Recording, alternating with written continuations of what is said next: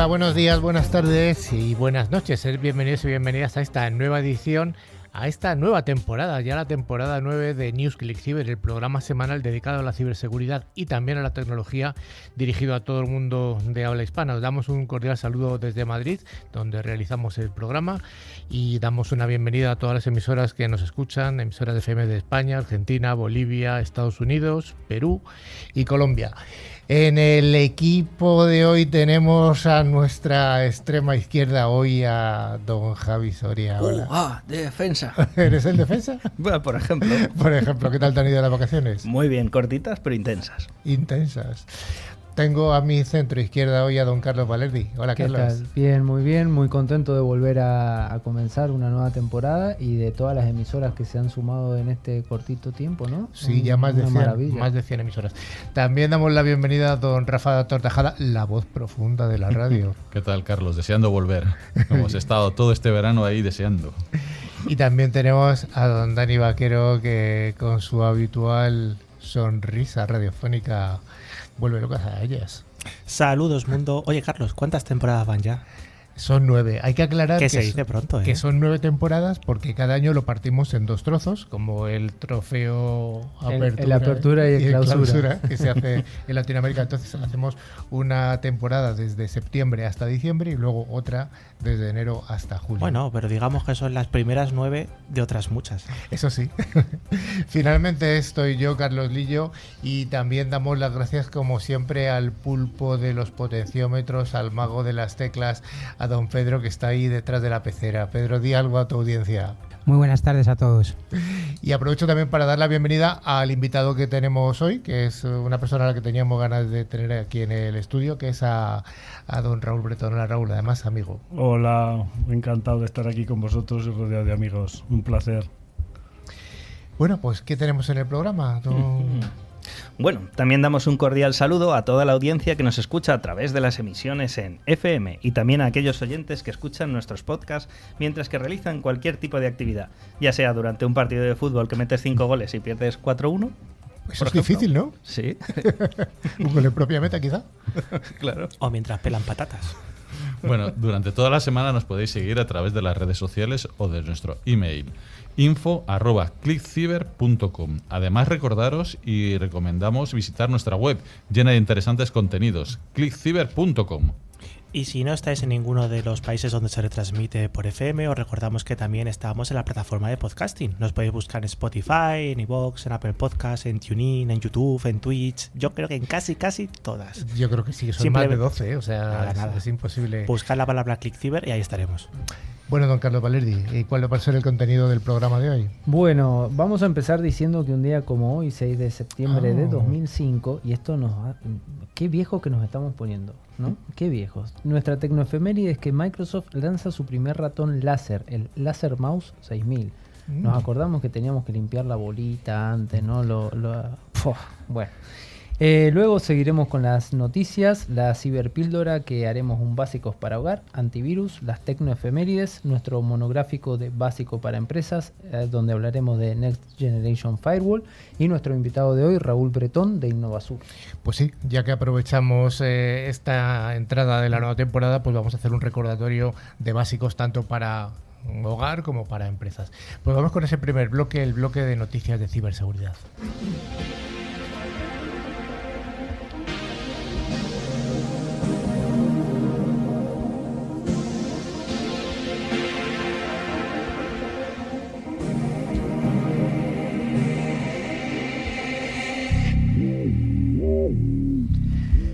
Pues durante esta temporada hay que dar las gracias a Forescout, que es el fabricante líder en visibilidad y protección del Internet de las Cosas, por traernos esta sección de noticias. Y la primera de ellas nos dice que hackers, mejor dicho, ciberdelincuentes, pueden controlar su cámara, tu micrófono, a través de una vulnerabilidad en el navegador de Mozilla Firefox. ¿Qué nos cuenta don Carlos Valerdi?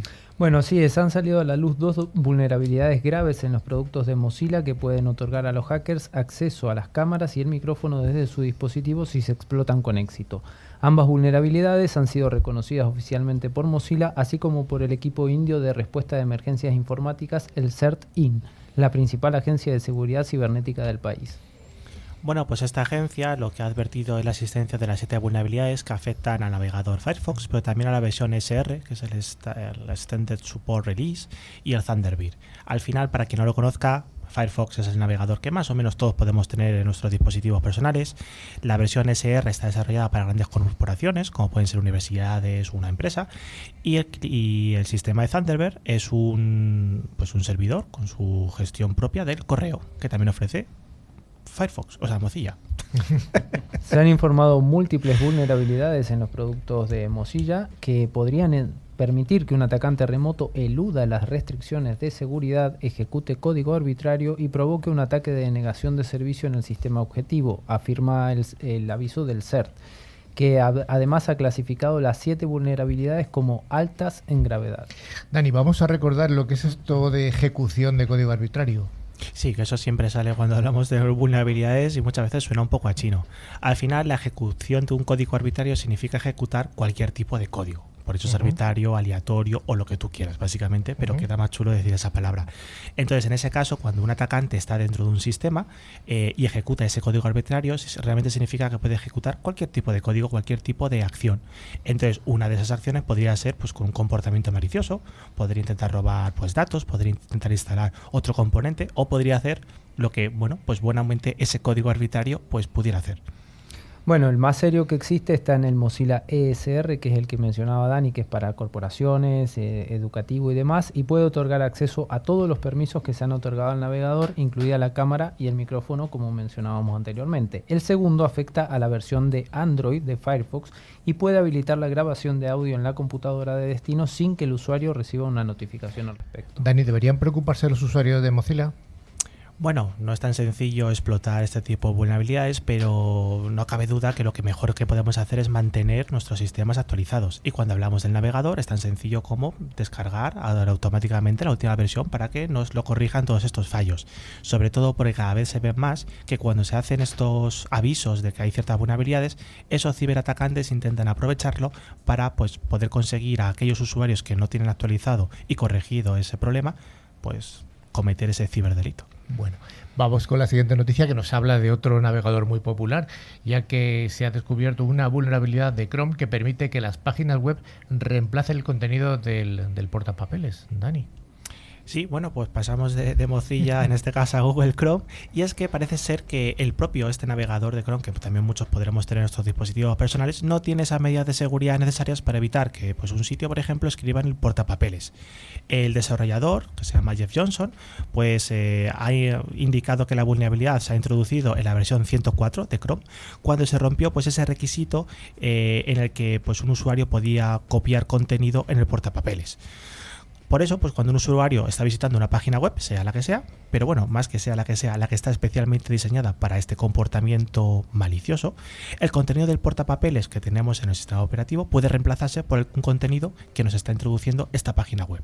Bueno, esta misma vulnerabilidad también está presente en Firefox y Safari, así que no es Chrome el único, ni Firefox las únicas vulnerabilidades que mencionábamos recién. Dice el desarrollador que la ha encontrado. Sin embargo, aunque esta se puede activar en Chrome sin la interacción del usuario, se requiere algún tipo de gesto para explotarlo en Firefox y en Safari. Según Johnson, cuando está la página creada, si el usuario activa el comando de copiar o cortar, hace clic en un enlace o simplemente se desplaza hacia abajo o hacia arriba usando el mouse o el teclado, la página recibe el permiso para sobreescribir el portapapeles del sistema. Además, el desarrollador ha creado una página web de demostración para, mostrar esta vulnerabilidad.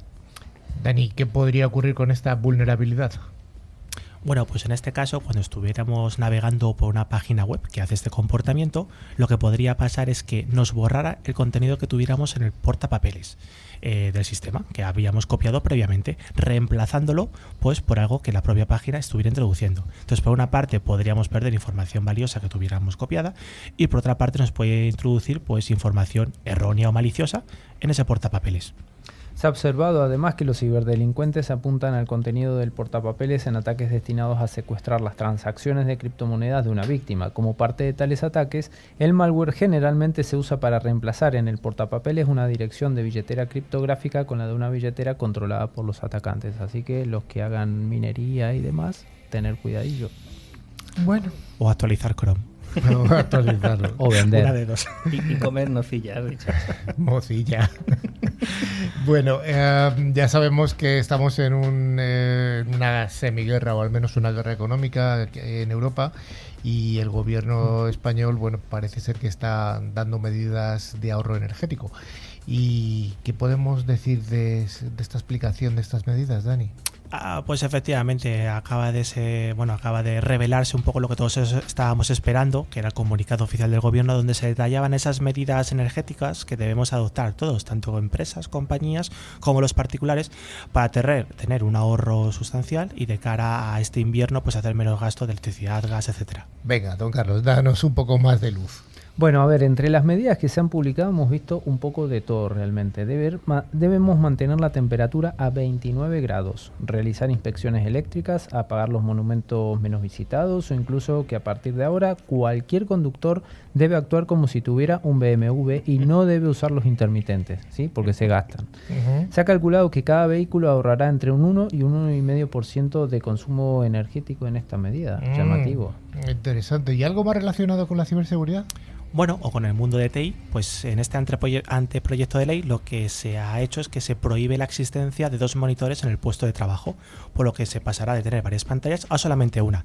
Y esto, que es una medida que es muy aplaudida por el sector público, pues se estima que de media más o menos en los hogares españoles provocará un 10% del ahorro energético.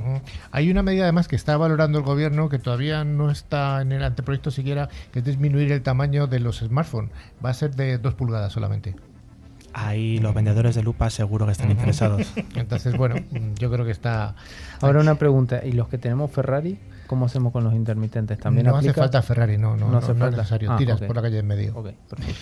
La siguiente noticia, casi 2.000 aplicaciones del sistema operativo de Apple, iOS, y de Android contenían credenciales de Amazon Web Services que estaba escrita en el código. ¿Qué es esto, Carlos? Qué raro, ¿no?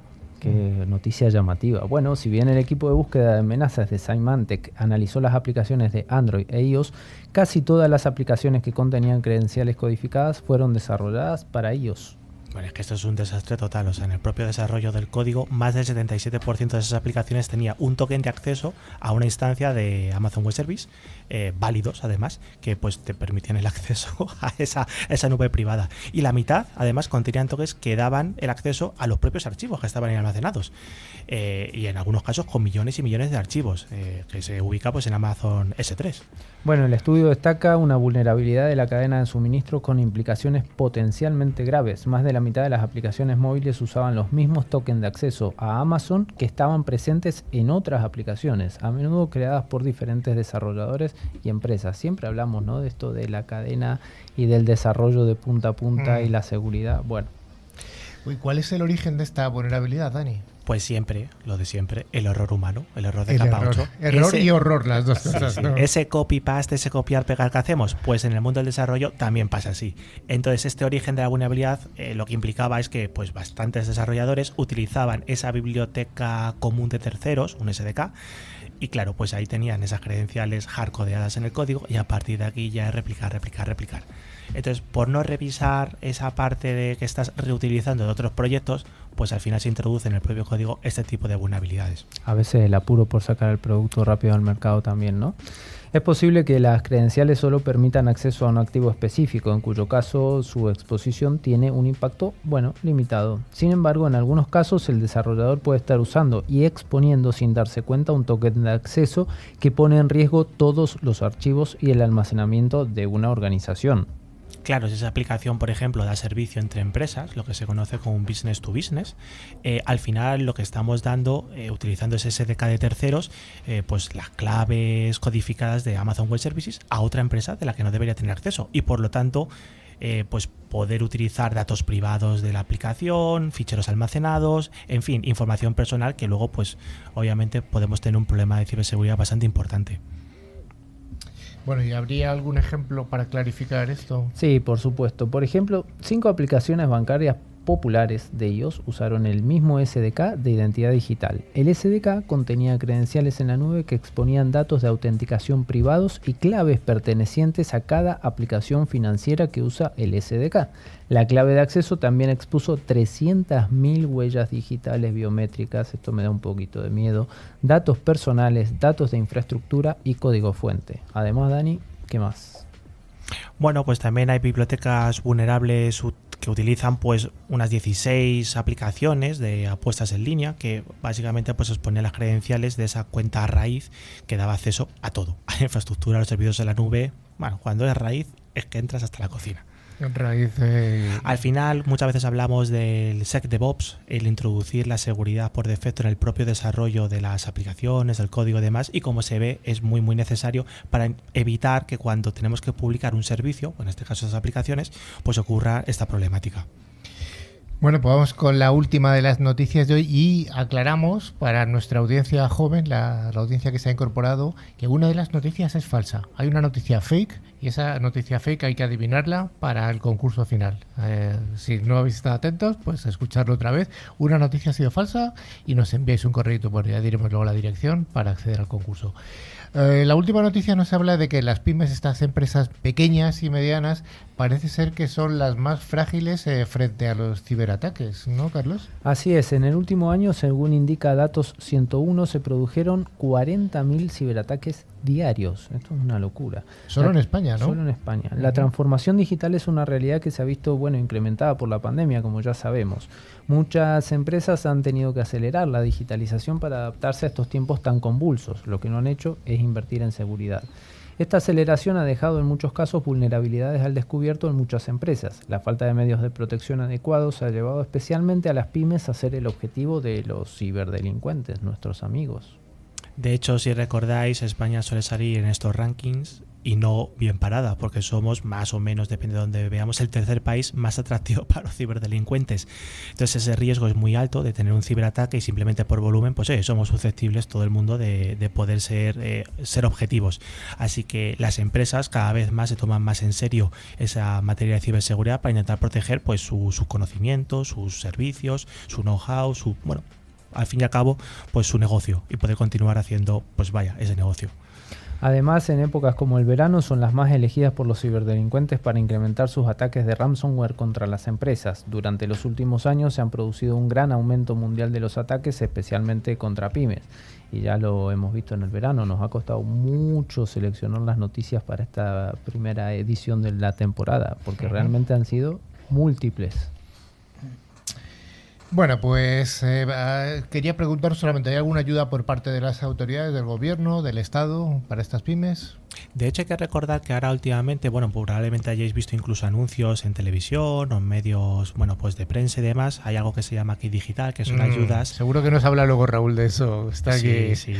Esas empresas, ahora están dando de las empresas más pequeñas a un poco más grandes, ayudas para poder acometer esa transformación digital desde el punto de vista de la ciberseguridad y poder dotarlas de medidas para protegerse. Muy bien, pues vamos ya con la última de las noticias y, como no, vamos a irnos a Rusia.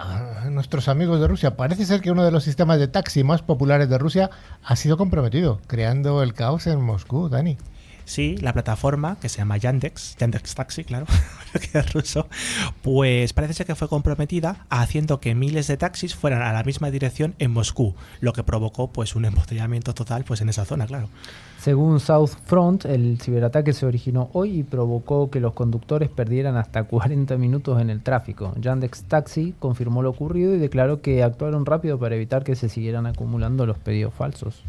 Y es cierto que todavía nadie se ha adjudicado ese hackeo, ese compromiso, pero todo parece indicar que esta guerra Rusia-Ucrania está implicada. ¿Por qué? Al final todos los taxis a donde iban, a Kutskovsky Prospect, que básicamente es una calle donde se encuentra el Hotel Ucrania.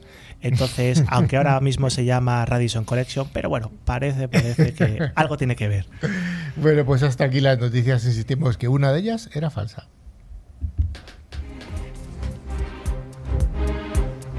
La ciberseguridad es uno de los sectores más pujantes de las tecnologías de la información. Si te interesa estar al día de los ciberataques y de cómo defendernos, escucha cada semana a Carlos Lillo y su equipo de expertos en NewsClick Cyber.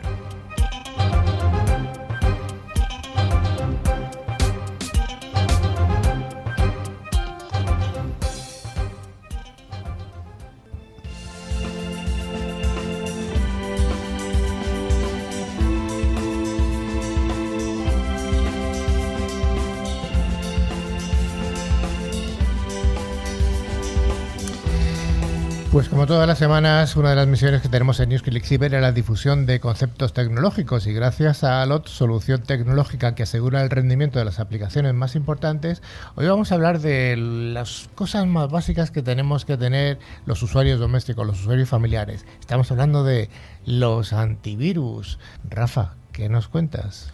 Pues bueno, pues como dices, vamos a empezar esta temporada con básicos. Hay que volver a los básicos. Y un básico clave es, y que todo el mundo tiene que tener, tanto a nivel empresarial como en nuestras casas, es el antivirus. La ropa, el coche, la casa. Sí, pero estamos hablando de ciberseguridad, ¿no? Vale. Céntrate, Javi, céntrate. Pues sí, bueno, el antivirus es la pieza básica y fundamental que todos debemos tener, y aquí surge la primera duda. ¿Pagamos por ello? ¿Cogemos uno gratis? ¿Pondremos al zorro a guardar las gallinas? Pues sí, en el programa siempre lo decimos, además lo tenemos súper claro. Apostamos por los antivirus de pago. Es un nivel de seguridad que es básico y el coste no es muy elevado. Para redactar pues esta ciberpíldora estuvimos mirando y ahora hay bastantes ofertas y ninguno llega a 60 euros al año. Y encima pues tienes entre 3 y 5 dispositivos, con lo cual es menos de una cerveza al mes, con lo cual pues es un precio súper razonable y que nos va a ayudar a estar protegidos y que tienen muchas más funcionalidades que uno de gratuito. Eso es, porque gratis en esta vida, cuando algo es gratis, el producto eres tú, tus datos. ¡Ah! Mi amor que yo te doy. Bueno, el amor de una madre, porque el tuyo... En fin, bueno, lo primero que tenemos que ver es de dónde nos bajamos ese antivirus, ya que no queremos gastarnos el dinero si vamos por la opción gratuita. ¿Por qué? Porque suelen venir con software sorpresa. Todo lo que no sea de una web oficial, pues puede tener algún problema. Además hay compañías que tienen una versión gratuita, pero bueno, tienen funciones recortadas, tienen algún software, te funciona unos días, otros te vienen con publicidad, instalaciones de programas no deseados. Por eso lo que recomendamos es un antivirus de pago. Solo hay que buscar una buena oferta, que hay muchas, y comprarlo. Pues sí, lo que debemos pedir a un antivirus comercial es tener primero una web donde podamos manejar todas las licencias, que lo podamos instalar en distintos dispositivos. Y por ejemplo, una cosa que yo hago mucho en casa para mis hijos es lanzarles escaneos periódicos, porque si no... Pues bueno, eso es muy útil. Eso es confianza cero. Sí, confianza cero, sobre todo cuando ves lo que tienen. Eso no se llama Zero Truster, ¿eh? En inglés es más bonito. Sí, suena mucho mejor. Y también, por supuesto, debe tener un instalador que permita desinstalar el programa de antivirus anterior, que cuando lo cambiemos, si es de otra marca, y, por supuesto, instalar de forma correcta nuestro antivirus, que no se quede por ahí nada pendiente. Bueno, si vamos a mirar un poco las funcionalidades básicas de todos los productos que hay en el mercado, pues tenemos unos básicos que tenemos que tener, ¿no? Protección anti-malware, spyware, adware. ¿Qué es eso? Pues todo el software que suele venir cuando no quieres pagar por algo y te viene como sorpresita. Alguna protección anti-ransomware, que no es el de las GAE, sino los malignos software que te cifran el equipo y dices, ostras, no puedo usar ni los TXT con las contraseñas de las web de esos vídeos, no, de compras de material deportivo, no te líes. De material deportivo. Y bueno, y luego la funcionalidad de esa barrera entre el ordenador y el burladero de Internet, es decir, que sirve para controlar quién accede a la información guardada en el equipo y qué información sale hacia el exterior, el firewall. Pues sí, también pediríamos como básico que tenga la posibilidad de ver las actualizaciones de los programas que están corriendo en nuestros sistemas. Un gestor de contraseña básico, a ver quién se acuerda y pone siempre la misma contraseña en todos los sitios, por favor. Hay que cortarse solo la del gestor de contraseñas. Control parental, si tienes críos pequeños, esto puede ser muy útil. Un analizador de direcciones de páginas web, de las URLs, que permite controlar si una dirección web enlaza con una página que contiene virus o, por el contrario, no es muy segura. Muy bien. A mí me gusta mucho también la funcionalidad de VPN, que en algunos antivirus te viene de serie y que sirve, pues, si estás en un hotel para tener una comunicación cifrada segura o para utilizarla para ver contenidos de otro país porque resulta que estás en Oman y no te permiten ver contenido de España. Pues sí, Javi, eso es muy importante cuando estás en los hoteles, abrir tu VPN y que nadie te esté vigilando. Sí, a ver, bueno, omitir chiste. Bueno, también es importante la protección del correo electrónico, una característica que analiza los correos electrónicos entrantes y salientes para verificar que no contienen virus. Normalmente incluyen un filtro anti-spam, evitar el correo no deseado, el correo basura, y evitar que se cuele en tu bandeja de entrada con un filtro anti-phishing, es decir, intentar que no te salgan herencias no deseadas, familias que no conoces, todo este tipo de cosas, ¿no? Hombre, una herencia que te llega así venido de la mano del cielo, ¿vas a rechazarla? Tú pagas 5.000 y luego yo doy 1.000.000. En fin. Bueno, algunos antivirus también traen copias de seguridad, que esta ya es una función un poco más elevada, pero bueno. Sobre todo, si no te fías de esos email de ucranianos, rusos o contenido extraño que te llega, por favor, pasa tu antivirus y si no, virus total. Y luego la recomendación que tenemos que dar es escuchar el programa, porque al final hacemos un concurso con un fabricante muy recomendado, lo vamos a decir, que es Trend Micros. Ya llevamos varios años dando este antivirus de máxima calidad. Y bueno, si no tiene alguien que concurse, que damos 2 cada semana. Es fácil, es muy fácil. Bueno, pues hasta aquí esta ciberpíldora, esta vuelta a los básicos, como decía Rafa, y nos vamos con una sección nueva.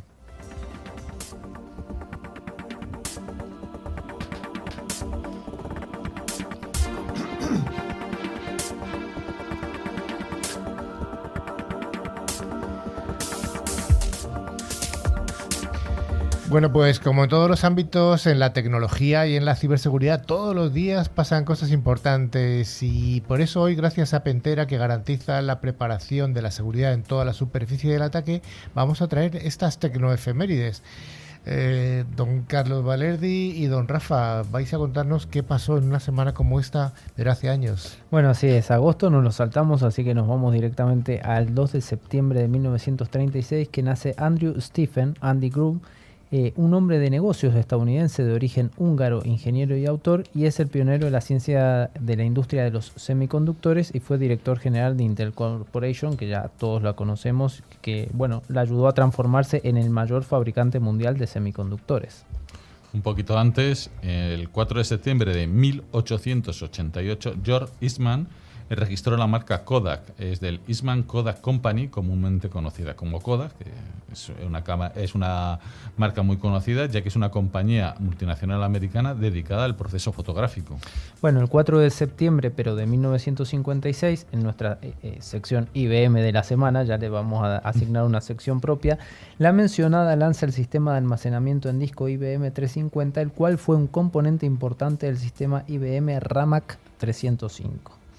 Yendo un poquito más en el tiempo más cercano, el 6 de septiembre del 2008 se lanza desde la base aérea de Vandenberg el satélite de observación de la Tierra de alta resolución GeoH-1, propiedad de GeoH Inc.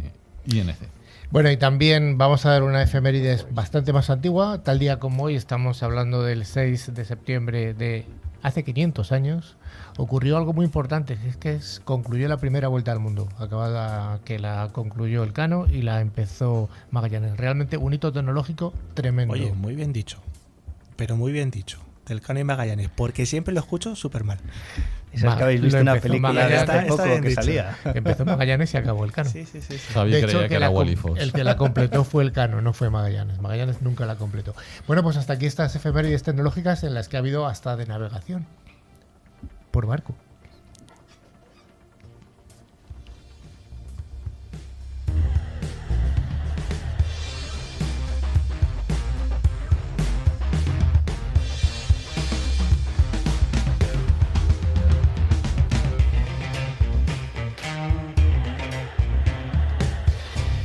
Bueno, pues esta sección de monográficos es ofrecida por Fospoint, fabricante líder en seguridad convergente con un amplio catálogo de soluciones en ciberseguridad, y hoy vamos a hablar de uno de los productos además que tiene Fospoint. Estamos hablando de vuelta al básico, hemos dicho que vamos a hablar de básicos en el mercado empresarial, vamos a hablar del popular firewall. Dani, ¿qué es un firewall? Una pared de fuego. Una pared de fuego, bien. Bueno, yo creo que quien más y quien menos tiene más o menos en mente qué puede ser. Cuando una empresa conecta sus equipos o sus sistemas hacia Internet, pues tiene un router, por ejemplo, un módem, para hacer esa conectividad. Bueno, pues eso es básicamente una conectividad. Lo que hace falta es poner una pared, una puerta en medio, donde podamos decidir qué tipo de conexiones vamos a dejar entrar y salir, pues en ambos sentidos. Entonces, como le gustaría decir a nuestro compañero Javi, esa guardia suiza del Vaticano, el que te deja entrar o no, o ese Bobby que te dice al Buckingham Palace no puedes entrar, pues básicamente es poner eso en nuestra red.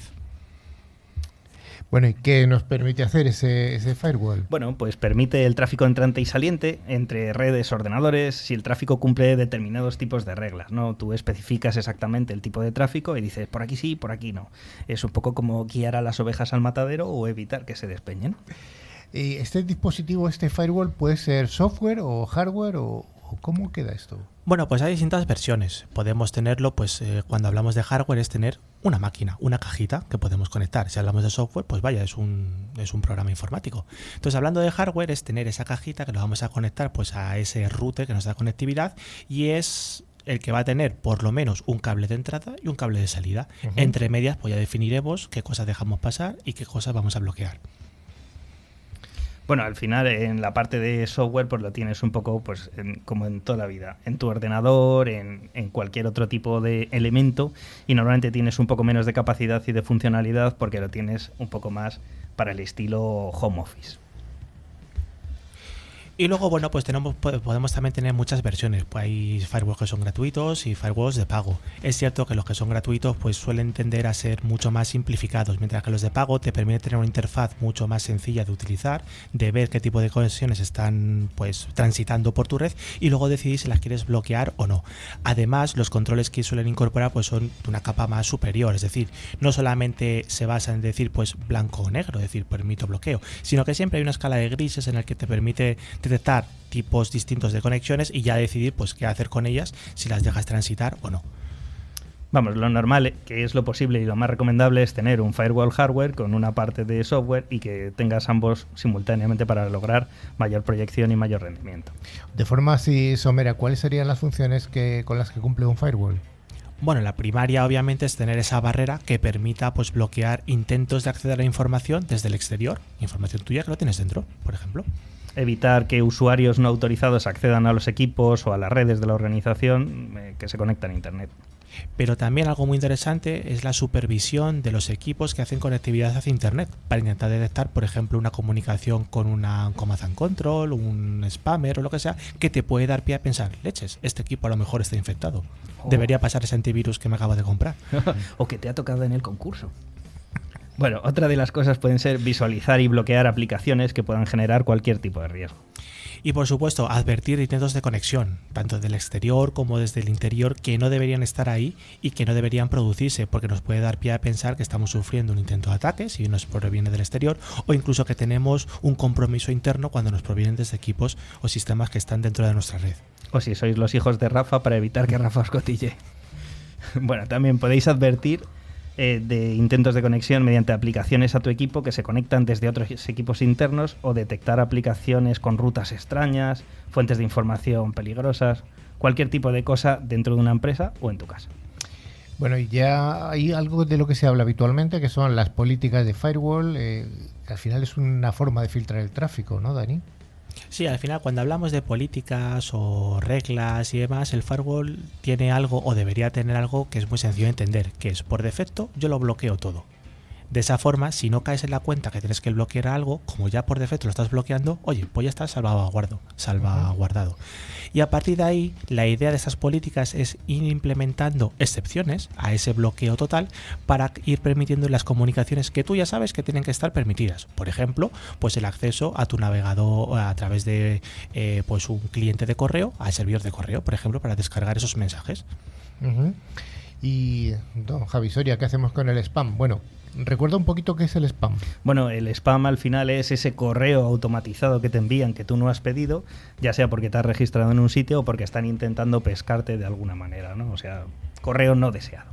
Entonces, los firewall tienen un filtro de spam o anti-phishing, el cual pues busca esos patrones de automatismos en los cuales el contenido suele ser leve o no tiene nada que ver con lo que tú solicitas o que no has solicitado nada, y entonces esta capacidad genera unos patrones y van bloqueando esos mails que tú no quieres. Entonces al final puedes eliminar el 80% de ese spam no deseado. Dani, otra de las cosas que puede hacer un firewall es la funcionalidad de antivirus. Claro, al final, fijaos lo que acaba de decir Javi. Todo lo que sabemos que ya es malo en el canal de correo electrónico lo rechazamos, lo tiramos a la basura porque sabemos que viene desde una IP que es mala o que tiene contenido malicioso. Pues lo mismo podemos hacer en cuanto a los ficheros. Cuando están transitando pues un fichero, un documento adjunto, por ejemplo, si ya sabemos que es algo malicioso porque nuestro antivirus nos lo está diciendo, pues automáticamente también lo podemos detectar y bloquear. Y podemos ir un paso más allá, podemos filtrar ese contenido. Es decir, nos permite realizar pues reglas o políticas o configuraciones que intenten detectar si hay algo inapropiado. Pues por ejemplo, puede ser algo tan tonto como navegar a una página web de contenido pues que consideremos no adecuado, como podría ser pues juego online. ¿Y qué me cuentas de la gestión WAP? Bueno, permite controlar los dispositivos WAP que tengas en tu casa o en tu empresa y administrar el uso para solo usuarios autorizados o servicios definidos. ¿Qué son estos dispositivos WAP? ¿O qué son? Pues son bonitos dispositivos. Bueno, estás hablando de aplicaciones web, ¿no? Sí, sí. Vale, y en cuanto a los servicios de DPI. Bueno, se llama así a los procedimientos de inspección profunda de paquetes, en los cuales coges el contenido y ves exactamente la funcionalidad del contenido. Permite al administrador controlar las explicaciones específicas, como por ejemplo un troyano. Parece que es un software distinto, pero después realiza otras funciones, se ha infiltrado en tu red y te coge los datos o hace cuestiones maliciosas. ¿Y qué beneficios podríamos tener, Dani? Bueno, está claro que no hay que pensar en el firewall como la solución definitiva de ciberseguridad. Al final, una buena defensa en profundidad no es el poner capas superpuestas que nos ayuden a protegernos. Y el firewall se convierte en una de las principales. Al final no deja de ser esas paredes que tenemos en nuestra casa alrededor que nos protege pues de la parte desde el exterior y también desde el interior, que no salga nadie hacia afuera. Entonces, el tener correctamente un sistema firewall lo que nos permite es controlar esas comunicaciones desde dentro hacia afuera y de fuera hacia adentro. De forma que no tengamos fugas de información, por ejemplo, y que también estemos protegidos contra esos ataques desde el exterior cuando intentan explotar, por ejemplo, una vulnerabilidad de las muchas que solemos hablar aquí hoy en día. Claro, es cierto que todo tiene que venir acompañado con otras herramientas de seguridad.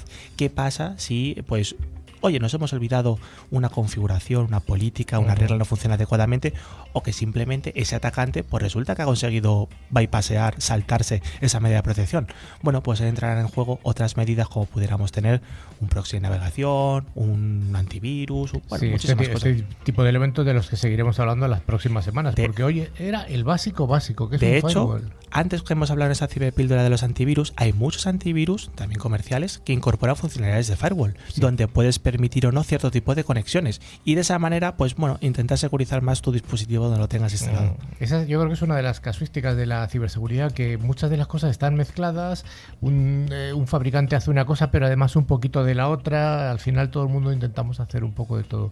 Con lo cual, pues sí, hay una sopa de letras interesante y para eso estamos, para eso hay que escuchar NewsClick Cyber. Bueno, pues hasta aquí este primer básico de la temporada del mercado empresarial, los firewall.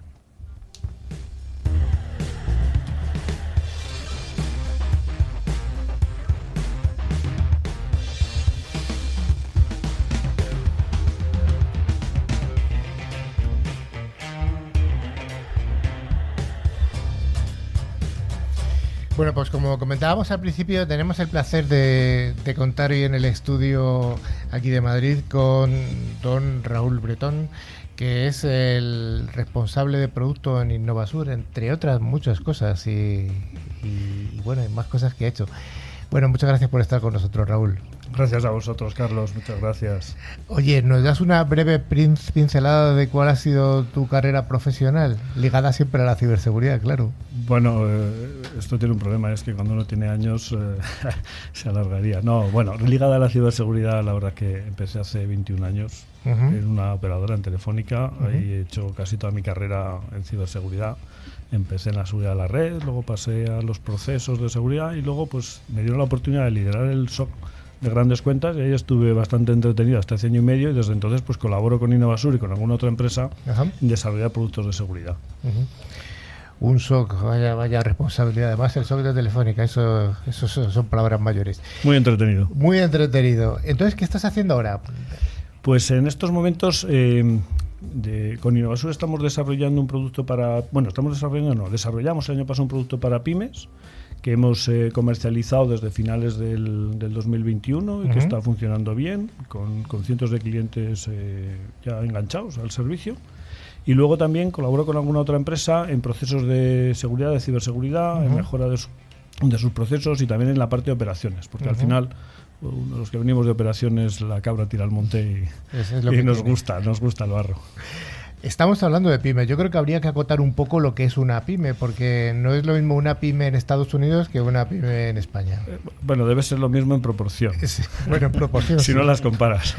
Pero vamos, una pyme en Estados Unidos son empresas de hasta 1.000 empleados, y eso en España hay que no. dividir por algún cero. Sí, por algún cero, ¿vale? Entonces, bueno, yo creo que por lo que nosotros nos estamos encontrando, calculo que podemos hablar de pymes en el ámbito de empleados en torno hasta 100. Yo creo que hasta 100 se puede hablar de pyme. Por encima de 100 ya requieren un poco más de estructura y empiezan a tener ya departamentos especializados. Y cuando tienen departamentos especializados, uno de los que suelen desarrollar es el de informática y seguridad asociada a la informática. Entonces ahí ya es más complicado hablar de pymes. Yo diría que el punto está en cuando la empresa empieza a diversificar sus departamentos, incorpora la parte de TI y dentro de TI la parte de ciberseguridad. Además, habría que distinguir un poco las pymes a las que tú estás dando servicios. Son pymes 100 empleados que tienen equipo informático, porque puede ser una empresa de 100 empleados en la que esté el dueño o el gerente y luego 98 limpiadoras. Correcto. Y eso es y de hecho la gran diversidad que hay en las pymes es uno de los grandes retos para implantar ciberseguridad, porque ahí puedes meter desde un colegio de niños, un bufete de abogados, un taller de carpintería, una fábrica de conservas, todo eso son pymes. Y claro, no tiene nada que ver un colegio con una fábrica de conservas, la verdad. Hablando de pymes, ¿cuál dirías tú que es el nivel de protección general de una pyme, sabiendo que las generalizaciones siempre son complicadas? A ver, yo, en mi opinión, ahora mismo las pymes todavía no tienen ningún tipo de conciencia relacionada con seguridad en el 80-90% de los casos. Cuando digo ningún tipo, no es cierto. Ellos se van a los básicos, que habéis hablado hoy largo y tendido, se van a los básicos. Al antivirus y al firewall. Al antivirus y al firewall en el mejor de las ocasiones. Pero muchos de ellos no entienden nada de ciberseguridad, no entienden las amenazas, no son capaces de entender por dónde les viene el problema hasta que les ocurre, con lo cual tampoco son capaces de defenderse porque no saben realmente cuál es el problema que les puede causar un ataque, ¿no? Y además se creen que por tenerlo instalado ya tienen está la vida protegido. Eso es. Eso no es así. Y ahí solemos usar el símil de la seguridad física. Es como si tú te crees que por poner una cámara en la puerta de tu taller ya tienes el taller asegurado, ¿no? No, tienes que gestionar la cámara, tienes que mirarla de vez en cuando, hay que hacer más cosas, no solo poner la cámara, ¿no? Hasta contratar un seguro por si la cámara... Deberías contratar un seguro, un servicio de vigilancia, en fin. Entonces ese es el punto, ¿no? Entonces yo creo que ahora mismo no hay nivel de seguridad adecuado en las pymes. Yo diría que sobre todo por la falta de gestión. No gestionan los dispositivos que utilizan dentro de la pyme y no tienen capacidad para contratar a empresas especializadas en seguridad. ¿Es fácil el discurso, es fácil la entrevista con un responsable de una empresa, de una pyme que muchas veces es el dueño? Es imposible, en muchas ocasiones. Yo creo que son empresas que no tienen la dimensión suficiente para especializar un departamento en esto. Y por lo tanto, cuando hablas con el dueño lo que quiere es que le soluciones problemas. Entonces, el primer problema es que no sabe que tiene un problema. Lo cual ya, partiendo de ahí, vale, ya es un problema. Y lo hemos dicho como 5 veces, ¿no? Cuando muchos de ellos, muchos clientes los cazas cuando ya han tenido un incidente. Sí. Entonces ahí ya descubren las consecuencias del incidente.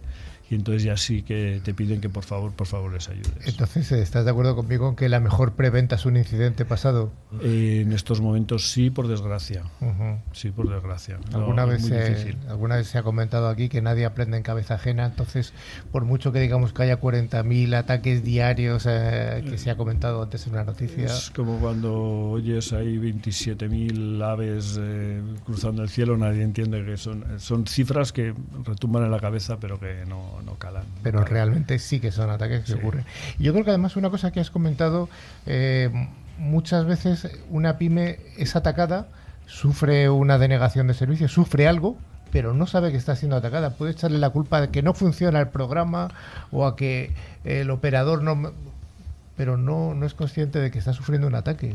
Es que, dando por bueno que la pyme tiene medidas de seguridad implantadas, no hace esa gestión de las medidas de seguridad. A mí me gusta un ejemplo de la seguridad física, que además hay publicidad de algunas de las empresas que se dedican a la seguridad física, donde ellos te dicen, usted no se preocupe, nosotros vigilamos por usted. Le aviso a la policía, le envío al policía y yo le monto la cámara. Dice, ¿pero de qué marca es la cámara?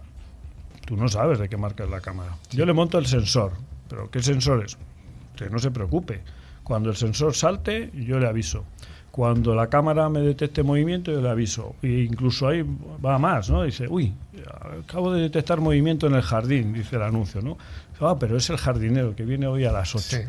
Sí, ese es el mismo ejemplo que hay que vender en las pymes. Porque el señor de la pyme lo que quiere es que su casa esté segura y que cuando realmente tiene un problema alguien le llame y le avise y le ayude a resolverlo o se lo prevenga. Lo único que quiere es un informe cada X tiempo, lo único que quiere es una alertilla que le diga usted ha tenido este problema en este ordenador, etcétera, y por lo tanto ya se lo hemos limpiado, o urgentemente avise a su informático para que se lo limpie. Muchas de estas empresas sí que tienen subcontratados servicios de informática y sí que tienen algunas de ellas subcontratado algún servicio de ciberseguridad, pero normalmente mezclan la ciberseguridad con el experto informático, y normalmente el experto informático todavía seguridad no cuadra, ¿no? Le falta algunos skills. Sí.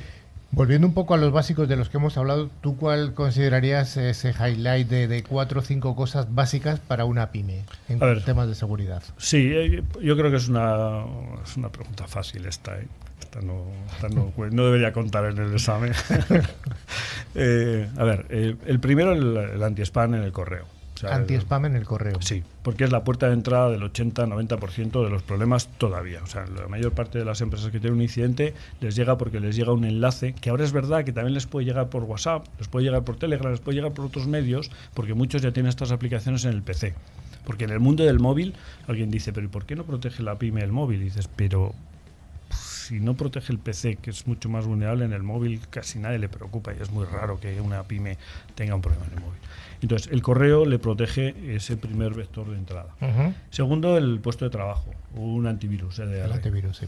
Porque una vez que ha pasado la barrera, el siguiente paso es que te entre en el puesto de trabajo. Has hablado de EDR para pymes, no hemos hablado todavía de EDR. Sí, EDR para pymes, ya lo ves tú.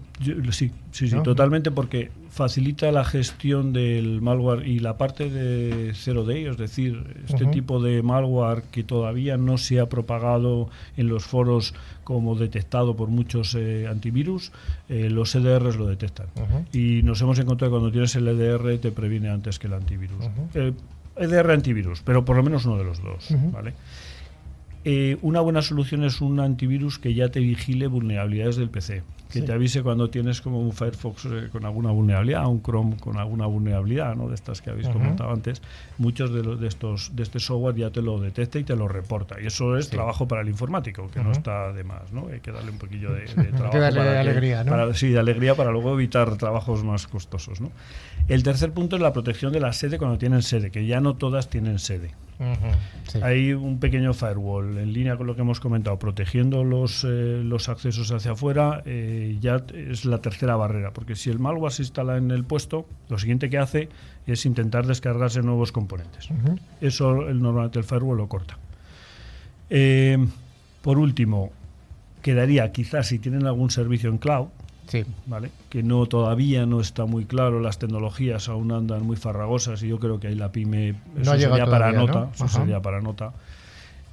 Por último, alguna solución de backup de los datos más importantes, que casi todas tienen. Ahí la que no tiene un disco debajo de la mesa, me encontré una vez un cliente, voy a dedicar 5 segundos, y me acuerdo que el señor era muy mayor, pero tenían un servidor para hacer backups, y habían tenido un par de incidentes. Entonces el señor le obligaba al informático a todos los días conectar el cable de red, hacer el backup y luego desconectar el cable de red. Bien, no entendía nada de informática, pero entendió el concepto perfectamente, ¿vale?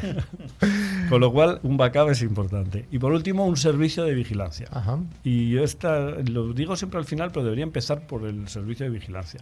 O sea, la pyme tiene que contratar un servicio de vigilancia que le complemente todos estos dispositivos, que le asegure que la infraestructura la tiene operativa siempre, que funciona bien, que están bien configurados los equipos, pero además que le vigile las alertas, que le ha detectado un fichero que se ha cometido en un PC que de pronto lo ha bloqueado el antivirus, y eso se le notifica y se le dice que le revise cuando hay, por ejemplo, determinadas conexiones anómalas. Entonces el servicio le revisa esas conexiones anómalas y le envía un informe, y ese informe, el de la PYME, normalmente se lo pasa al informático, hacen una revisión y se encuentran que sí, que ha habido un malware, que ha habido un intento de conexión. Luego a lo mejor no sabes por dónde ha llegado. Tampoco hay que hacer un forense muy exhaustivo para este tipo de incidentes.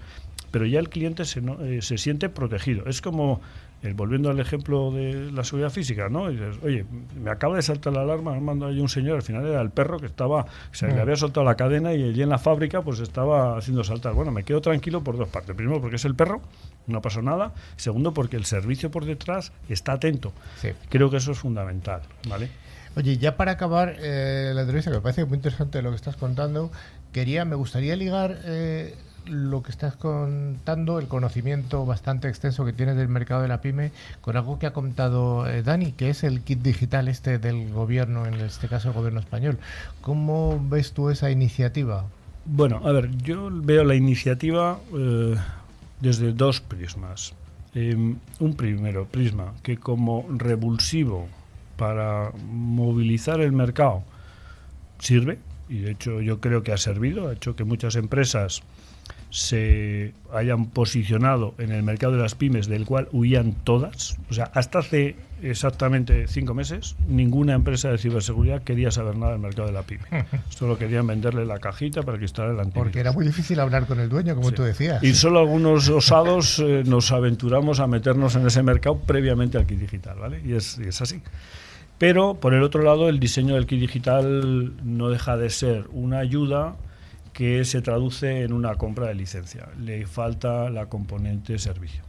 Y eso ocurre mucho en la administración pública. Por un motivo de contratación y por un motivo de poder auditar bien el proceso de adjudicación de ayudas, dejan fuera la parte de servicios y va muy orientado a la compra de productos. Licencias y no servicios. Sí. Bueno, pues hasta aquí, una de cal y una de arena hemos tenido con el kit digital. Bueno, pues muchas gracias, don Raúl Bretón, de Innovasur y otras cosas que has comentado, y volverás por aquí para contarnos algunas otras cosillas. Seguro, encantado, estaré encantado.